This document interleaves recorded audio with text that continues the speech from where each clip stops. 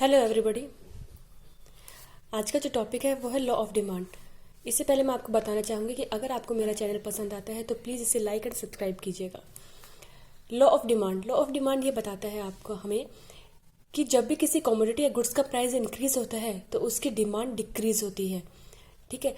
और अगर किसी कमोडिटी का प्राइस डिक्रीज होता है, ठीक है, अगर उसका प्राइसेस कम है तो हम उसकी डिमांड को क्या करेंगे, इंक्रीज कर देंगे। ठीक है। तो इस तरह से हम देखेंगे कि प्राइस और डिमांड के बीच में एक आपको इन्वर्स रिलेशनशिप देखने को मिलता है। ठीक है। जैसे कि एग्जांपल के थ्रू हम समझते हैं इसे। अगर एप्पल का प्राइसेस, या जैसे कि हम ऑनियन का प्राइसेस भी ले सकते हैं, आजकल हम देखते हैं अगर ऑनियन का प्राइसेस इंक्रीज कर रहे हैं तो हम क्या करेंगे, उसकी डिमांड को कम कर देंगे। ठीक है। हम कम परचेज करना स्टार्ट कर देंगे, उसकी डिमांड हम कम कर देंगे। इसी तरह से अगर एप्पल का प्राइसेस डिक्रीज करते हैं, ठीक है, अगर उसके प्राइसेस क्या करेंगे, कम हो जाएंगे, तो हम उसकी डिमांड को बढ़ा देंगे। ठीक है। तो प्राइस और डिमांड का हमें एक इनवर्स रिलेशनशिप देखने को मिलेगा। ठीक है। अब हम देखते हैं इसका डिमांड शेड्यूल। डिमांड शेड्यूल क्या होता है? डिमांड शेड्यूल होता है इसका एक टेबुलर फॉर्मेट। जब प्राइसेस और डिमांड को हम एक टेबल के फॉर्म में बनाते हैं तो वो हो जाएगा आपका डिमांड शेड्यूल। ठीक है। तो हमने यहाँ पर ये देखा कि प्राइसेस जब 10 रुपीज था, ठीक है, अगर एप्पल का प्राइस 10 रुपीज पर केजी है तो उसकी डिमांड कितनी है, 2। ठीक है। और अगर एप्पल का प्राइजेस इधर कम होना स्टार्ट हो जाएगा, ठीक है, एप्पल का प्राइजेस कम होना स्टार्ट हुआ तो क्या हुआ, जो क्वांटिटी डिमांड की हमने वो इंक्रीज कर दी है। ठीक है। तो दोनों के बीच में आपको एक इनवर्स रिलेशनशिप देखने को मिलेगा। ठीक है। अगर इसे हम एक ग्राफिकल फॉर्म में बनाएंगे तो इसे कैसे बनाएंगे ये आप देख सकते हैं यहाँ पर। ठीक है।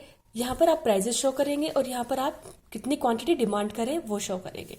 ठीक है। तो हमने यहाँ पर देखा जब कमोडिटी का प्राइस P1 था तो हमारी क्वांटिटी कितनी डिमांड कर रहे थे हम, Q4।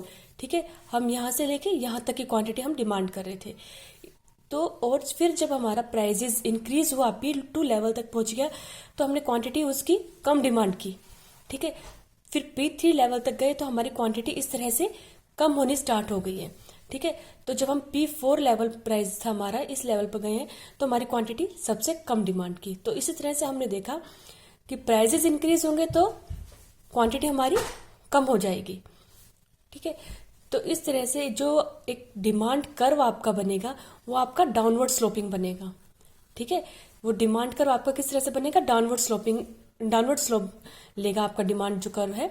ठीक है। तो वो ऊपर से नीचे की तरफ आएगा आपका डिमांड कर्व। ठीक है। लॉ ऑफ डिमांड में आपका हमें प्राइस, ठीक है, प्राइस और डिमांड के बीच में रिलेशनशिप बताया जाएगा। ठीक है। तो इसमें हम कुछ एजम्पशंस लेके चलते हैं। ठीक है। जो रिलेटेड गुड्स है आपके, उनका प्राइस चेंज नहीं होगा। ठीक है। जो PR फैक्टर है आपका वो चेंज नहीं होगा, रिलेटेड गुड्स का प्राइस आपका चेंज नहीं होगा, क्योंकि वो हमारी क्वांटिटी जो हम डिमांड करें उसे अफेक्ट कर सकते हैं।